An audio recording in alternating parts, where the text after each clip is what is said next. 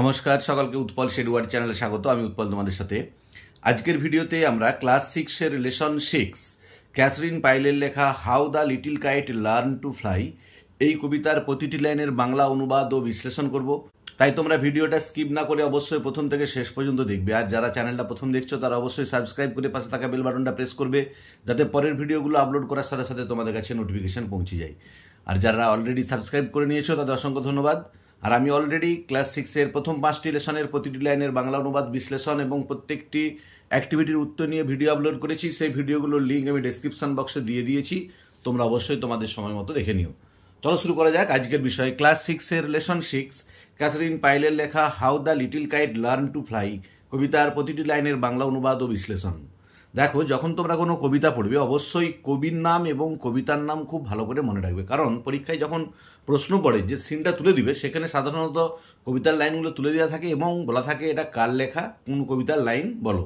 অতএব তোমাদেরকে কবিতার নামটা যে how the little kite learn to fly, আর যখন তোমরা কোনো কবিতার নাম লিখবে অবশ্যই প্রথম অক্ষরগুলো বড় হাতের থাকবে টাইটেলের এবং সিঙ্গেল ইনভার্টেড কমার মধ্যে লিখতে হবে।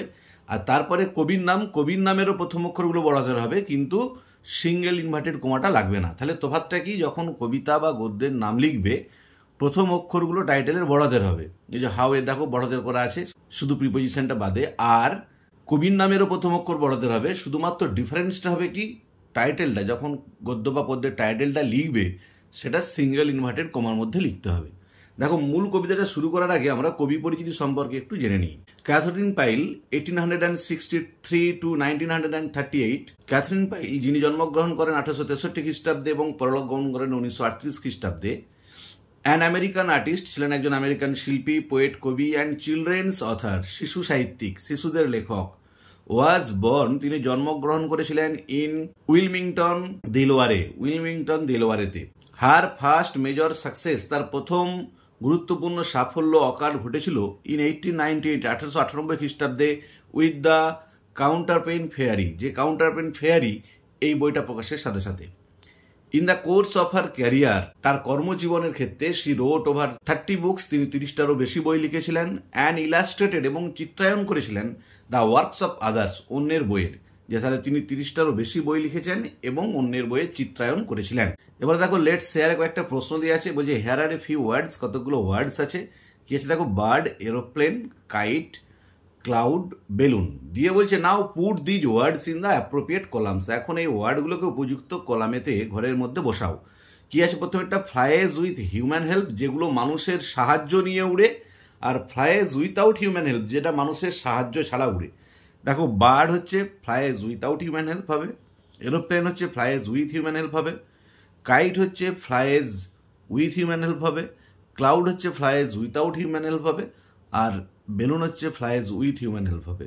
এবার দেখো দুইয়ের দাগে বলে যে স্টাডি দ্য ফলোয়িং ওয়ার্ডস, নিচের ওয়ার্ডগুলোকে পর্যবেক্ষণ করো। ব্রিজি মানে মৃদু বাতাস, স্ট্রিং সুতো, পুল টান, টাগ এটাও টান মানে টানাটানি। দেখো দিয়ে কি বলেছে, what are these words associated with, এই ওয়ার্ডগুলো যে ব্রিজ, স্ট্রিং, পুল, টাগ এগুলো কিসের সঙ্গে সম্পর্কিত। চুজ দ্য কারেক্ট অল্টারনেটিভ, নিচের সঠিক বিকল্পটা বেছে নাও। কি, ফ্লাইং অ্যান এরোপ্লেন, একটা এরোপ্লেন ওড়া, আর ফ্লাইং এ কাইট, একটা ঘুড়ি ওড়া। তাহলে এগুলো দড়ি, বাতাস, টানাটানি, এটা হচ্ছে ফ্লাইং এ কাইট হবে। দিয়ে বলছে তিনেরটা দেখো, what is so enjoyable about kite flying, ঘুড়ি ওড়ার ক্ষেত্রে কোনটা সব থেকে উপভোগ্য। ডিসকাস উইথ ইউর পার্টনার, তোমার সঙ্গীর সাথে আলোচনা করো। এটা তেমন গুরুত্বপূর্ণ নয়। দেখো, এরপর আমরা মূল কবিতাটির প্রতিটি লাইনের বাংলা অনুবাদ ও বিশ্লেষণ করব। I never can do it, আমি কোনোদিন এটা করতে পারবো না। দ্য লিটিল কাইট শেড, ছোট্ট ঘুড়িটা বলল। As he looked at the other things, যখন সে দেখলো অন্যান্য জিনিসগুলোর দিকে, হাই ওভার ইজ হেড, তার মাথার উপরে।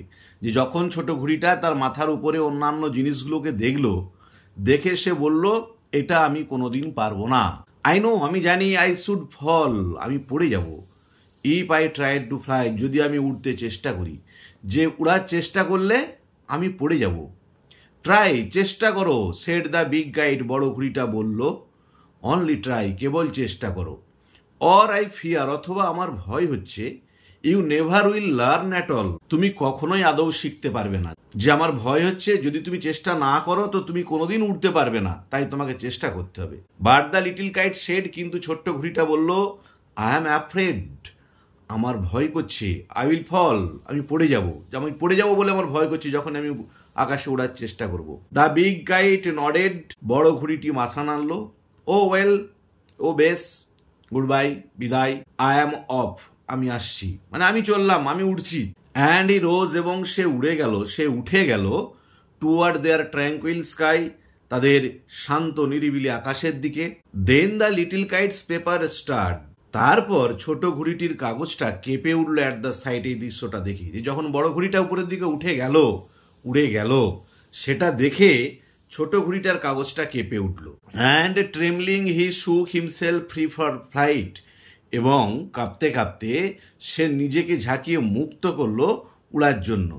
ফার্স্ট হুইরলিং, প্রথমে ঘুরপাক খেলো। অ্যান্ড ফ্রাইটেন, ভয় পেয়ে গেল। দেন ব্রেভার গ্রোন, তারপরে ধীরে ধীরে তার সাহস বাড়তে লাগলো। যে প্রথমেতে সে পাক খেয়ে গেল, একটা ভয় পেয়ে গেল, তারপরে তার সাহস আস্তে আস্তে বাড়লো। আপ আপ হি রোজ, ক্রমশ সে উপরের দিকে উঠতে লাগলো। থ্রু দ্য এয়ার অ্যালোন, কেবলমাত্র বাতাসের মধ্য দিয়ে, যে বাতাসের মধ্য দিয়ে সে ধীরে ধীরে আকাশের উপরের দিকে উঠতে লাগলো। Till the big guide looking down could see, যতক্ষণ না বড় ঘুড়িটা চোখ নামিয়ে দেখলো the little one rising steadily, যে ছোট ঘুড়িটা ধীরভাবে স্থিরভাবে উপরের দিকে উঠছে। Then how the little kite thrilled with pride, তারপর ছোট্ট ঘুড়িটা গর্বে রোমাঞ্চিত হলো। As he sailed with the big kite side by side, যখন সে বড় ঘুড়ির পাশে উঠতে শুরু করলো। তাহলে যখন সে বড় ঘুড়িটার পাশাপাশি উঠতে শুরু করলো, তখন সে গর্বে রোমাঞ্চিত হলো। While far below he could see the ground, যখন অনেক নিচে সে দেখতে পেল মাঠকে, জমিকে। And the boys like small spots moving round, আর কি দেখতে পেল, ছোট ছোট বিন্দুর মতো ছেলেরা ঘুরে বেড়ায়। যে যেহেতু তারা অনেক উপর থেকে দেখছে, নিচের মাঠের মধ্যে, গ্রাউন্ডের মধ্যে বাচ্চারা ঘুরে বেড়াচ্ছে, ছেলেরা ঘুরে বেড়াচ্ছে, খেলছে, দেখে মনে হচ্ছে যেন কয়েকটা বিন্দু ঘুরে বেড়াচ্ছে গ্রাউন্ডে। They rested high in the quiet air, তারা বিশ্রাম নিল উপরের শান্ত বাতাসে, একদম স্থির বাতাসের মধ্যে। And only the birds and clouds were there, আর শুধুমাত্র পাখিরা আর মেঘেরা ছিল সেখানে, যে অত উঁচুতে শুধুমাত্র পাখি আর মেঘেরা ছিল। ও হাউ হ্যাপি আই অ্যাম, ও আমি কি সুখী। দ্য লিটিল কাইট ক্রাইড, ছোট্ট ঘুড়িটা চিৎকার করে বলে উঠল যে আমি সত্যিই সুখী। And all because I was brave and tried, আর এসবের কারণ কি, আমি সাহসী হয়েছিলাম এবং চেষ্টা করেছিলাম। যে সাহসী হয়ে চেষ্টা করেছি বলে আমি উঠতে শিখেছি, তার জন্য আমি খুবই খুশি। দেখো ওয়ার্ড নেস্টে কয়েকটা ওয়ার্ড দিয়ে আছে, এগুলো একটু ভালো করে লক্ষ্য করো। পরীক্ষাতে এগুলোও পড়ে, যে কয়েকটা ওয়ার্ড দিয়ে দেয়, দিয়ে বলে এর মিনিংটা কবিতা থেকে বা তোমাদের টেক্সট থেকে, সিন থেকে খুঁজে বার করো।